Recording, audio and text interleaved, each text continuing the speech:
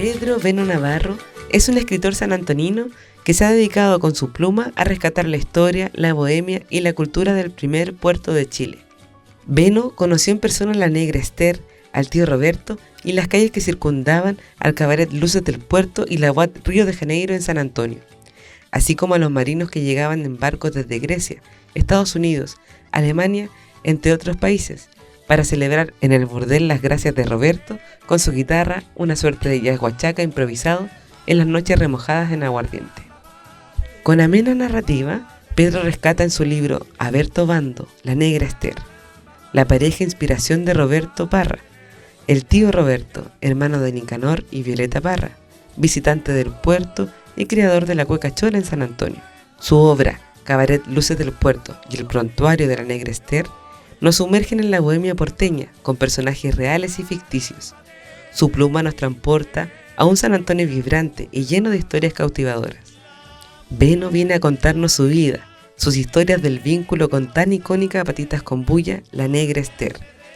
Presentamos con ustedes a Pedro Beno Navarro. La mujer de la vida, caramba, me causa pena. También fue buena así la pena. Hola, acá Simón de la Costa en este capítulo de Payitas con Boya. En este capítulo vamos a entrevistar y conocer a don Pedro, un escritor y un agente fundamental para poder entender y acercarnos a abrazar la historia y la bohemia sanantonina. Don Pedro, bienvenido a este capítulo. Gracias por la invitación. Muchas gracias a usted por asistir. Para nosotros estamos muy agradecidos de que usted esté acompañándonos en este capítulo y nos pueda aportar y dar a conocer su historia. Don Pedro, para la gente que no lo conoce, ¿cuál es su nombre completo? ¿Cuándo nació? Mi nombre completo es Pedro Benedicto. Por lo general la gente de San Antonio me conoce más por Beno. Beno, ok. Claro, por un problema familiar que más por Beno que no sé. Pero en Navarro Cruz yo soy nacido y malcriado en Cerro Alegre, como lo digo en uno de mis libros. Yo en este momento yo volví a San Antonio y me quedó la casa de mis abuelos, me quedó por herencia y yo estoy construyendo ahí. Y todavía me queda el frontis que es de barro, que ese cumplió 104 años el año pasado. Centenario, antiguo. Claro. Don Pedro, entiendo que usted entonces nació en San Antonio. Yo nací en la misma casa. En la misma casa. Claro. ¿En qué año? En el 46. El año 46. Claro. ¿Y dónde estudió la enseñanza básica? En la escuela número 1, aquí en San Antonio. En la escuela 1, claro. que ya lamentablemente ya no existe la escuela 1. No existe, pero ahí fue. ¿Y cómo fueron esos primeros años de vida? ¿Qué recuerda de San Antonio? Bueno, para mí lo más lindo fueron esos años, tanto en el colegio como en el barrio. Es decir, en ese tiempo el barrio también era un barrio muy lindo y en que todas las familias, éramos como una sola familia. Uno llegaba a la casa de cualquier vecino y era como llegar a la casa de uno. Algo entonces, comunitario. Claro, entonces era muy bonito, era muy bonito. Yo tenía un poco, como a mí me tenía un poco más restringido por el hecho de que mi mamá era bien humilde. Mi mamá también tuvo problemas con mi abuelita sobre todo, porque mi mamá fue madre soltera. Ok. Pero ella trabajó bastante y me sacó adelante. Okay. Sin ayuda de mi padre. Entonces nosotros, bueno, vivíamos del deporte, vivíamos ahí en ese tiempo estaban recién plantando el bosque pino que había después ahí. Y bueno, ahí fui creciendo y eso me fue sirviendo mucho porque como yo era muy mamón, porque tenía a mi mamá y tenía a mi abuelita, entonces como que no me permitían jugar con mis amigos. Okay. Porque decían, no, son palomillas, que no. Entonces a ellos les gustaba jugar a pie pelado, porque en la arena iban a pichanquear a pie pelado y era rico. Entonces a mí no me dejaban andar a pie pelado. Yeah. Entonces yo salía, me arrancaba por el fondo, porque el sitio es bien grande, arrancaba por el fondo y escondía los zapatos en el jardín. Y salía a pata pelada. Y llegaba a pie pelado. Claro, cuando llegaba de arriba parecía que todavía no se enfriaba la tierra porque no sabía caminar, pero después tenía las patas duras. Y así fuimos en el colegio mismo. Ya tuvimos desde primer año, tuve compañeros como a 3 muchachos que eran hijos de prostitutas. ¿Y cómo usted sabía que ellos eran hijos de prostituta? Porque al frente del cabaret vivía mi bisabuelo. Ah, ok. Y yo pasaba allá, es decir, me iba a verlo porque fuera mi bisabuelo, a la vez también era mi padrino. Ok. Y yo iba por interés porque a veces que iba me daba plata. Entonces yo por interés. Pero ahí yo me ponía a jugar con mis amigos. Ok. Pichangueábamos ahí en la calle Sargento Aldea, ahí, en la explanada, ahí nos poníamos a pichanguear. Y después cuando ya nos empezaban a llamar para ir a tomar once, me invitaban a tomar once ahí al Luce del Puerto, donde está la señora. El Luce del Puerto, entonces igual había una actividad como familiar dentro de todo. Claro, entonces ahí fuimos conociendo la señora Berta, que en ese tiempo le decíamos la Bertita nomás porque no teníamos idea del nombre. Ajá.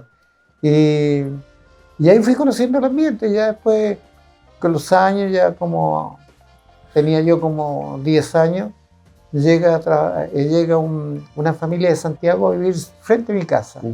Y el jefe de hogar era no vidente. Y él venía contratado como pianista al cabaret. Mire. Entonces con mi amigo, con el hijo de él, lo íbamos a dejar todas las noches al cabaret. Ok. Entonces yo no salía ahí, lo esperaba que me tocaran un tema de jazz. Y después de ahí nos íbamos, porque llegaba el tío Roberto y nos corría. Entonces ahí nos íbamos, pero todos los días era lo mismo. Y después cuando ellos ensayaban, lo llevábamos a los ensayos al papá de mi amigo y nos quedábamos ahí esperando para después llevarlo de vuelta para la casa. Y ahí yo escuchaba la historia, escuchaba la anécdota de los garzones, de todo. De todo el ambiente. Claro, entonces de ahí fui con esa edad tan temprana edad, ¿usted ya entendía a lo que se refería la gente con esto del ambiente? Sí, porque también, bueno, yo no lo voy a negar que en ese tiempo yo tenía 9 años, no voy a negar que también había mucho, como dijera, las mismas historias que contaban mis amigos en cuanto a los cabarets, como que uno hace... ¿Y qué contaban? ¿Qué curiosidad? Contaban un montón de cuestiones que después, cuando ya conociendo todo, no eran ciertas. Entonces ellos se inventaban la historia porque todos llegaban a escucharlo ahí. Pero de ahí me fui teniendo muchos buenos amigos ahí, del Johnny, que era el hijo del dueño del Río Janeiro. Éramos muy amigos, el Johnny Reyes. Entonces con él pasábamos juntos, y otros que también era un trío que había ahí. Y a ellos también les gustaba mucho porque ahí en el cabaret en el Río Janeiro, los músicos formaron un equipo de fútbol, el Santa Cecilia. Pusieron Santa Cecilia por el nombre de la patrona de la música. Y ellos querían que yo jugara por ellos. Entonces nunca lo hizo que yo jugaba por Cerro Alegre, yo arriba, entonces nunca lo hice. Pero existía esa... Por lo menos ya me hice amigo de todo el mundo ahí. Entiendo. Entonces de ahí ya fui conociendo la historia por los mismos garzones, y por la misma gente de ahí. Don Pedro, ¿y usted qué recuerda esa época de San Antonio, digamos de esa área comercial de San Antonio, vinculada a la bohemia, a la noche? ¿Qué recuerda? ¿A qué se dedicaba la gente que era como cliente frecuente? ¿A qué se...? Es que ahí habían días que como que se dividía la etnia. ¿Ya? ¿No? Porque empezaban a llegar los buques, los Santa, que eran los que más empezaban a llegar por ahí en julio más o menos. Entonces, antes eran puros buques chicos, buques carboneros, buques trigueros, buques argentinos, cosas así. Entonces, cuando llegaban los buques norteamericanos y los griegos, y ahí era pasaba? Signo de plata, de dinero. ¿Y la gente lo comentaba, se sabía que ya venían? Sí, se sabía. Entonces, pero hay algo muy lindo, que era la gente era muy solidaria. Entonces, ¿qué pasaba? De que los mismos matones que hay aquí en San Antonio, porque a veces llegaban de afuera y ellos los corrían. No les decía, aquí nosotros mandamos y ustedes no vengan para acá. Entonces cuidaban al cliente, porque a veces los de afuera asaltaban a los marinos, los asaltaban. Claro. Entonces no, ellos los cuidaban. Entonces, y en cuanto a las mismas prostitutas de ese tiempo, también veían un niño que andaba mal vestido, que andaba agotado, con hambre, ellos lo recogían, lo vestían, le daban comida. Entonces era gente muy... Además que había algo también que era precioso, era que la mayoría de los músicos eran músicos de conservatorio. Entonces tenían una educación muy grande. Entonces yo aprendí mucho, escuchándolo a ellos, con los consejos que daban ellos, yo fui aprendiendo mucho y eso me sirvió mucho a mí también en la medida que iba creciendo. Qué interesante lo que nos comentaba don Pedro. O sea, usted me describe entonces esta época de Bohemia como un espacio solidario, un espacio seguro, claro, en general, y también me describe a esta prostituta como una persona súper solidaria y que tenía la capacidad, aparte de solventarse a sí misma, solventar a otros. Claro, lo que pasaba es que casi la mayoría de las niñas que llegaban en ese tiempo eran de sectores rurales. Ya. Y ya se venían de su tierra porque habían sido violadas por los familiares, una por un hermano, tenía un hijo que era de un hermano. Entonces todas esas llegaban acá, pues. Pero las demás las acogían, las más veteranas que ellas las acogían. Y muchas, en el caso de la señora Berta, la negra Esther, ella cuando llegaba una muchacha joven, con la amiga, con la flor de la canela, ellas trataban de que no se quedaran, trataban que se fueran. Y si se quedaban, ellas las apañaban. Yeah. Ellas las defendían, las ayudaban.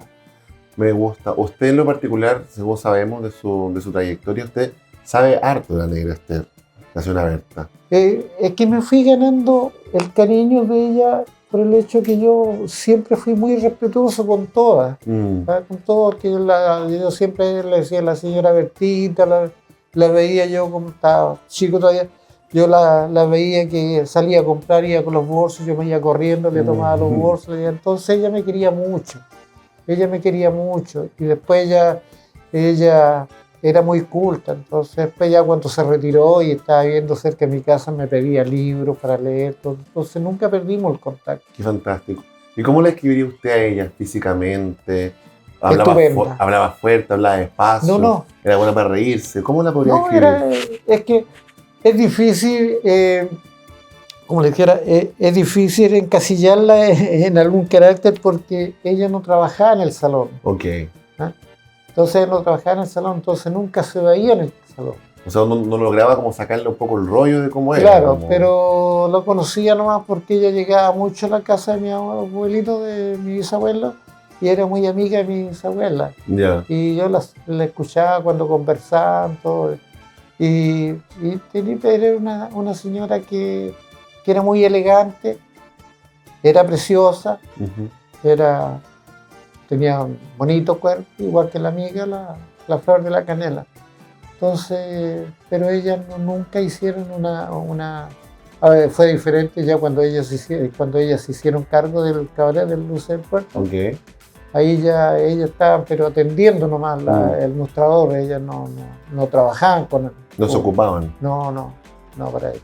Pero seguían porque el maestro Reyes la seguía, como tenía contrato con la empresa Naviera, la seguía ocupando a ellas cuando llegaban para que atendieran la oficialía. Entiendo. Claro. ¿Y cómo pasaba eso? Entonces, digamos, las casas tenían acercamiento y contrato con las navieras. Claro. ¿Y eso era sabido, era comentado? Sí. Era normal. Claro. Y además pagaban impuestos, se tenían que facturar.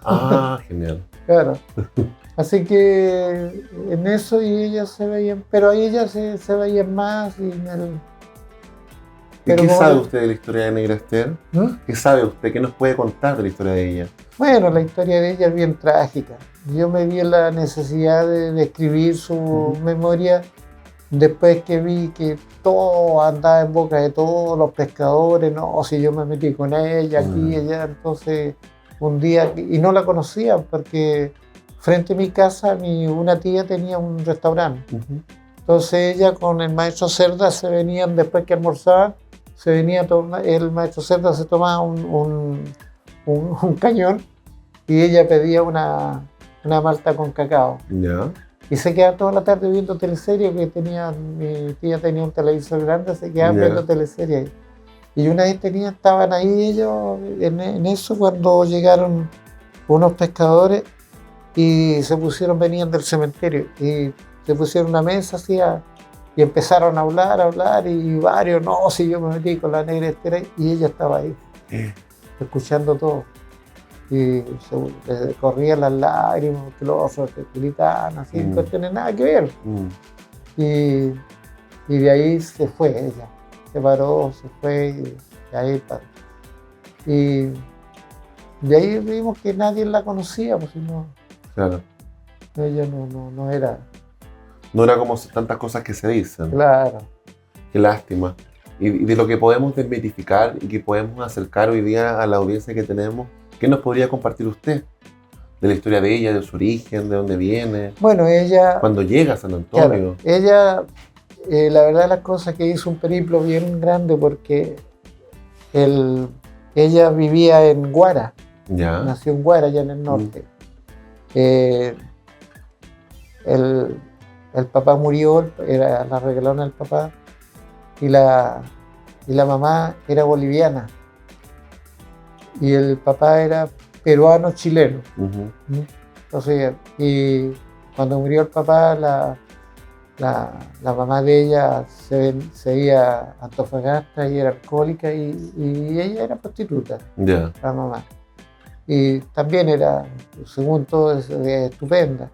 Pero de ahí se embriagaban y llegaron una vez con unos amigos ahí y el padrastro de la negra con los amigos la violaron. La violaron. Y ella tenía recién 10 años. Una chica todavía. Entonces de ahí ella huyó de ahí en la noche. Huyó en la noche porque después ella, cuando ya reaccionó, fue porque gritó y la mamá nunca fue porque la mamá estaba durmiendo borracha, entonces no fue a ayudarla. Entonces después ya cuando se recuperó ella, se paró, se lavó bien y fue al lado de la mamá y estaban todos desnudos ahí en la misma cama con la mamá.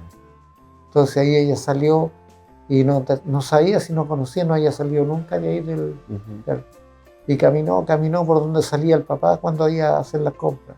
Y ahí llegó a la carretera y cayó desmayada y entonces despertó después en el hospital de Antofagasta. Porque era venía un señor que era un contador de una de las mineras, venía en el auto con la señora y la vieron a ella. Y la rescataron. O sea, la rescataron y se la llevaron. Y esa señora después la adoptó, la negra Esther, y ella le dio educación, ella era directora del colegio ya. Wow. Y ella la educó. Entonces pues la señora Esther se enamoró del hijo de la señora esta que estudiaba en Santiago, hasta que tuvo la aventura con él y ahí ella se asustó porque después él volvió a Santiago a estudiar y ella pensó que estaba embarazada. Entonces arrancó de la casa. En la noche y arrancó. Y ahí llegó a Arica tratando de buscar trabajo y no encontró, pues y ahí trató de suicidarse y ahí una señorita la rescató y que era la Flor de la Canela. Entonces ahí habló con ella, la abrazó y le dijo que, mira, le dijo, tú me has contado historias, la mía también es una cosa similar.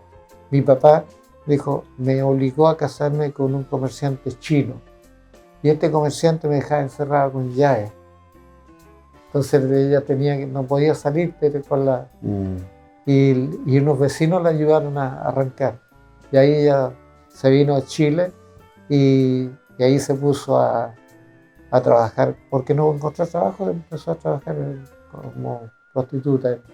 La Flor de la Canela entonces ya trabajaba como prostituta cuando conoce a la negra. Entonces le dijo, mira, donde comen uno podemos comer dos, así que te vas a vivir conmigo a la pieza.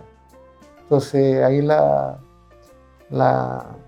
señora Esther Esthercita le pidió que le consiguiera trabajo.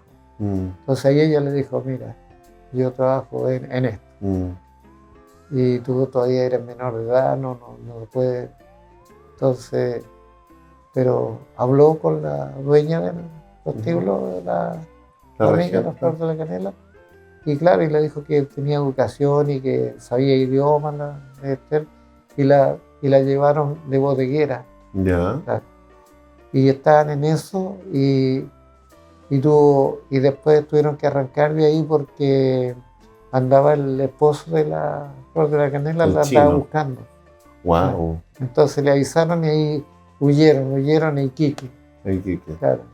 Y en Iquique, ya, sí, ahí se metió ya a trabajar como dama de compañía la Flor de las dos. Entonces también trabajaban ahí con los grandes empresarios, todo. Y de ahí ya después se vinieron a Coquimbo. Y en Coquimbo se vinieron a Valparaíso. Y en Valparaíso igual estaban trabajando así con una empresa privada que tenía damas de compañía. Así y por ahí supieron algo y arrancaron para San Antonio. Y ahí aquí llegaron al Luce del Puerto. Al Luce del Puerto. Claro, ahí ¿Fue el primer lugar donde ellas llegaron? Claro, Luce del Puerto. Que en ese tiempo el Luce del Puerto era el cabaret más grande. Y era Guat. Sí, pues. Sí, traía números en vivo. Traía buenos artistas. Entonces era la primera Guat que había acá en San Antonio. Qué fantástico.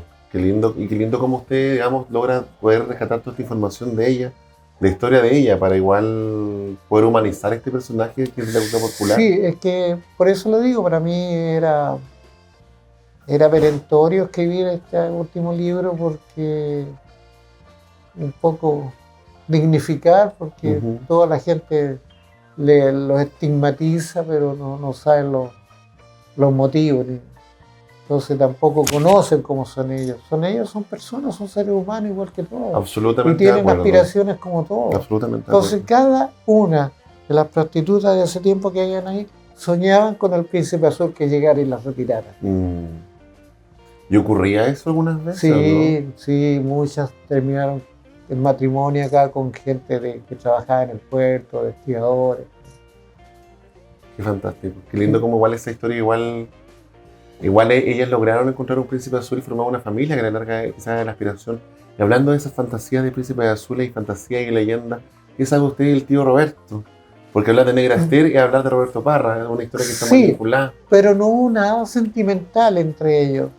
Lo que pasó fue que cuando llegó el tío Roberto acá a San Antonio, venía seguido, sí, estaba un par de semanas, unos días, y después se iba al Valparaíso, y allá se iba a otro lugar, así se lleva. Y él llegó cuando estaba el Rose Garden, que era un cabaret que había antes ahí en la calle Balmaceda estaba. Y de ahí era amigo de los músicos, tocaba 2 o 3 temas y salía a recorrer los demás cabarets. Y ahí llegó al Río Janeiro y ahí vio la Negra. Y ahí se enamoró de la Negra y empezó a cantarle, pero nunca hubo nada. ¿Y la Negra supo de él? ¿Entendió que no era él alguna vez? Sí, no, sí, la Negra, claro, hablaba con él, él la abrazaba, sí, pero nunca pasó nada. Incluso después cuando ella con la amiga se quedaron con el Luce del Puerto, ahí hablaron con el tío Roberto para que les consiguiera músicos, porque no había orquesta en ese tiempo en el Luce del Puerto. Y el tío Roberto se llevó los músicos, los amigos del lugar, y se los llevó para allá. ¡Qué genial! Claro. O sea, que igual hay una conexión. Y dejó al tío Roberto a cargo de los músicos, pero no pasó nada. Incluso le molestaban al tío Roberto, los músicos le decían, oye, Negra, le decía, búscate solacho, porque con este vaya a morir virgen, porque se emborracha y no pasa nada. Pero nunca pasó nada. Ya, porque al fin y al cabo igual está ese mito, que igual era medio borracho, igual el Roberto. Era bastante borracho. Una excelente persona, nada que decir.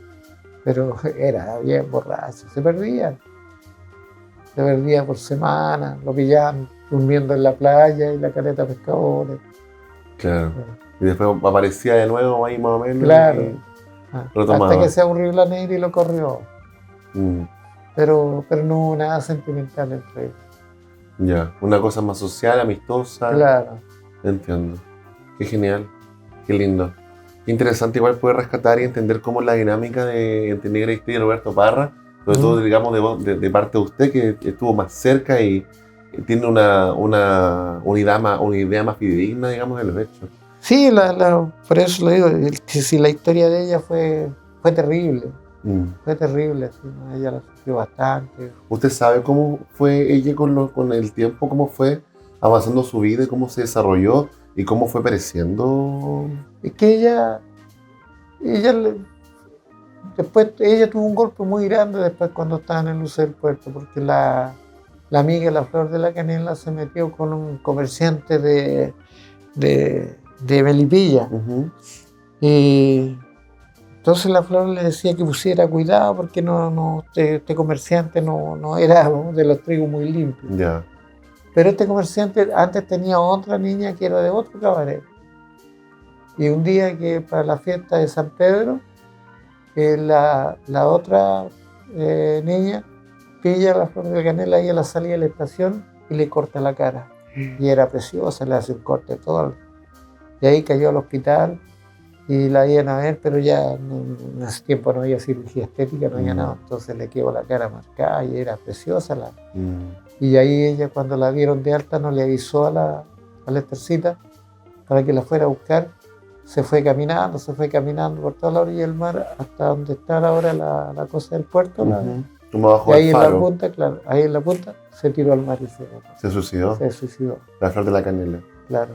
Que era la mejor amiga de la Negra Esther, que era como su familia. Entonces ahí la señora Esther se vino abajo y de ahí empezó a flaquear y ya después la hija de la dueña del Luce del Puerto, porque ella le iban abonando. Okay. No reconoció lo que habían dado a ella y se los quitó. Qué heavy. Entonces ahí ella volvió al Luce del Puerto, al Río de Janeiro, a administrar nomás. Administrar. Ya había muerto el maestro Reyes, entonces los hijos, el chamaco con el Johnny, le dijeron que ella lo administrara. Y eso vino el golpe y ahí se murió toda la bohemia. Y ahí ella se fue. El golpe de Estado. Claro. Okay. Y ahí ella se fue a Valparaíso pensando que ella estaba mejor. Y en Valparaíso no había nada tampoco. Entonces así usted igual describe el golpe cívico-militar como un momento en la bohemia cuando como que la golpea igual a la bohemia. Claro, la bohemia se detiene. Claro. Entonces en Valparaíso incluso estuvo botada en la calle. Hasta que se hizo de unas amigas por ahí que habían sido prostitutas también, que la conocían, consiguieron por ahí y dormía después en el mercado. En el mercado la dejaban durmiendo ahí. Hasta que otra amiga, que una prostituta, la encontró y ella estaba casada con un señor que trabajaba en el puerto.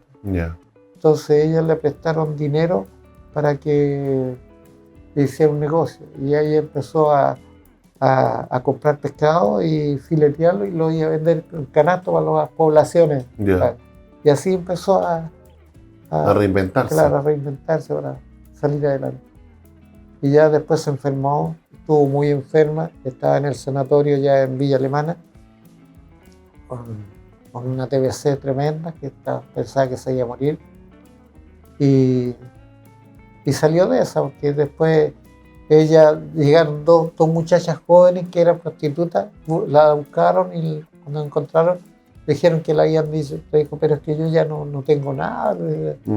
Entonces, y ustedes no, que no queremos, mire, todas nuestras compañeras andan ahí drogadas, andan botadas en la calle y nosotros no queremos lo mismo. Entonces yo le dije, bueno, ¿y ustedes dónde están? No, nosotros estamos en la calle porque no. Ya, váyanse conmigo a mi casa. Y las dejó ir. Entonces como que las fue adoptando ella ahí, y después fueron saliendo arriba, pusieron un kiosquito, fueron saliendo, después la Negra consiguió con los... ¿Esto en Valparaíso? En Valparaíso. Okay. Con los pescadores ya consiguió que le pasaran un recinto que tenían y pusieron un restaurante. Y ahí se empezaron a ir para arriba, y ahí se enfermó de nuevo la Negra y ahí estaba por morirse ya. Entonces un día ella se levanta así, estaba en el Van Buren y se pone a mirar por la galería, se pone a mirar por abajo, estaba lloviendo y cuando de repente siente así como que había alguien detrás y se da vuelta y era el maestro Cerda. Entonces, cuando lo vio, así que ahí la abrazó el maestro Cerda y le dijo que la iba a buscar para traérsela. Y ahí se la trajo a San Antonio. Se la trajo nueva a San Antonio. Claro. ¿Usted no sabe cómo en qué año habrá sido aproximadamente eso? Eso fue el 75. Ya. El 75, claro, 75. Sí, el 75, al final del 75. Ella ya se vino ya más adulta. Claro, ya más adulta. Y vivió los últimos años con él ahí, pero murió él antes. Y ahí ya ella se deprimió bastante. Y ahí nos mandó llamar a su compadre, que era el Guatón Aguirre, y al Nancy, el gay, que ese era. Él estuvo hasta el final con ella esperándola. Y ahí yo con eso, ya después, con súbito los antecedentes, y con eso yo hice mi última novela, que fue El Prontuario de la Negra. Prontuario de la Negra. Qué lindo cómo nos puede comunicar todo esto y qué linda la historia de la Negra, porque dentro de todo igual ella tuvo una vida compleja, como usted bien la describe. Bastante compleja, pero es que ella era una persona muy linda, no linda solamente físicamente, sino que linda de adentro, hermosa de adentro. Entonces eso también a uno lo hace pensar y yo aprendí mucho, me sirvió a mí mucho también eso. Y yo con eso vi otra realidad. ¿En qué le sirvió a usted en lo particular inspirarse, digamos, en estos personajes de la bohemia? ¿Qué le enseñaron? Es que no sé, como que a mí siempre me ha llamado la atención como que los barrios bajos. Okay. También para mí fue una experiencia linda el hecho talleres literarios en la cárcel. Entonces también para mí fue eso lindo, y además de que hay gran parte de la historia de San Antonio que se empezó ahí, los cabarets. Absolutamente. Por ser la mayoría de los sindicatos que existen aquí se formaron en el cabaret en el Río de Janeiro. Tenían un bosque eucalipto dentro y había como un gallinero grande. Y ese gallinero, la gente del puerto pusieron plata y lo arreglaron. Tenían dormitorio, tenían todas esas cosas. Entonces cuando venían dirigentes nacionales, lo alojaban ahí. Y ahí ellos se reunían y ahí se formaron los sindicatos. Entonces tiene una gran historia en San Antonio en cuanto a los sindicatos. Qué genial. O sea, y en cuanto a muchas otras cosas, yo creo, porque al fin y al cabo, San Antonio gira alrededor de la bohemia en muchos sentidos. O sea, las prostitutas igual son un agente económico súper relevante en San Antonio y nacen muchas cosas de ahí. Sí, por supuesto, y además de que porque San Antonio igual tuvo un boom económico, como usted puede contar igual respecto a la Cora. Claro, que en ese tiempo eran los buques, que los que más ganaban dinero era la gente del puerto. Entonces, también, pues ahora, a San Antonio hay por ahí nunca se podía aclarar bien, porque unos dicen que San Antonio era Puerto Rojo, le decían Puerto Rojo por ser cuna de comunistas, de socialistas. Y otros dicen que porque la escala ahí siempre amanecía llena de sangre. Claro. ¿De sangre de quién? De la gente, de las peleas que hay en los cabros, en las peleas que hay. Y que ahí cuando estaban los cosacos arriba, los infantes marinas, artilleros, llegaban al cabaret todos los fines de semana. Se juntaban, tenían al frente a los panaderos o a los matarifes. Pelea segura. Pelea segura. Y pelea. Peleas. Claro. Entonces todo eso iba también formando la idiosincrasia del barrio. Del ambiente. Claro, entonces por ahí le quedaba el estigma era mayor. Qué heavy. Qué fantástico. ¿Y usted ya hablando más en su adultez, juventud, qué recuerda de esos espacios? Si no habla tanto de la Negra Esther, ni habla tanto del tío Roberto. ¿Usted iba, participaba? Bueno, yo seguía, pero a mí me jugaba en contra de eso, que me conocían bien me conocían bien y me querían bastante. Entonces me jugaba en contra porque yo Después yo trabajaba acá en la radio Sargento Aldea, y cuando terminaba la transmisión nos íbamos a servir algo, íbamos ahí a los Copihue, estaban los Copihue en ese tiempo, íbamos a los Copihue, y a veces decían, vamos al cabaret, vamos al cabaret. Llegábamos y a mí no me dejaban entrar, no, usted dijo, no se meta en esto, así que echala. Y bueno, dejaban entrar porque lo conocían. Claro, no, así como conocían a mi abuelito, mi bisabuelo, entonces no. Ya, entonces había como un respeto ahí. Pero el tío Roberto me hacía las movidas, así que no. Él lo hacía pasar. Entonces usted igual era bien cercano a Roberto, oficial. Sí, no, gracias a él conocí a don Nicanor. Ok. A don Nicanor. Y después yo cuando ya me fui a Santiago a trabajar en dibujo, pintura, trabajé también con Bicho Larrea, que el Bicho Larrea es un gran diseñador gráfico, era el que en ese tiempo cambió todo el diseño gráfico acá en Chile. Era el que hacía las carátulas del sello DICAP. Yeah. Entonces, con un diseño bastante innovador en cuanto a rescatando la cultura ancestral nuestra de los países sudamericanos. Entonces ahí estuve trabajando bastante y ahí conocí a la Violeta también. Nosotros después cuando terminaron cuando se suicidó la Violeta, después ya está Ángel y la Isabel, en Merced tenían la peña, pero ya era un local grande. Y ahí nos buscaron para que le diseñáramos los decorados. Y ahí se le ocurrió al Bicho. El Bicho Larrea es de aquí de San Antonio. Sí. El Bicho y el Toyo Larrea son de aquí de San Antonio. Son de la familia Mangiola. Yeah. Y nos mandó el Bicho que fuéramos por todos los restaurantes a copiar los grafitis que ponen los baños. Yeah. Y llenamos con eso todos lados. Con puro grafiti. Innovador igual, claro. Muy innovador. Entonces fue algo lindo. Y ahí vivimos una temporada linda y también conocí yo en ese tiempo a toda la gente del neofolclore. Perfecto. Y además que usted igual venía con toda una cuna súper bohemia. Claro. O sea, usted igual tenía un dejo y otra riqueza que le había entregado todo el ambiente acá en San Antonio. Claro, entonces eso para mí fue... Toda esa fue una experiencia muy linda. Una experiencia muy linda que a uno le han enseñando.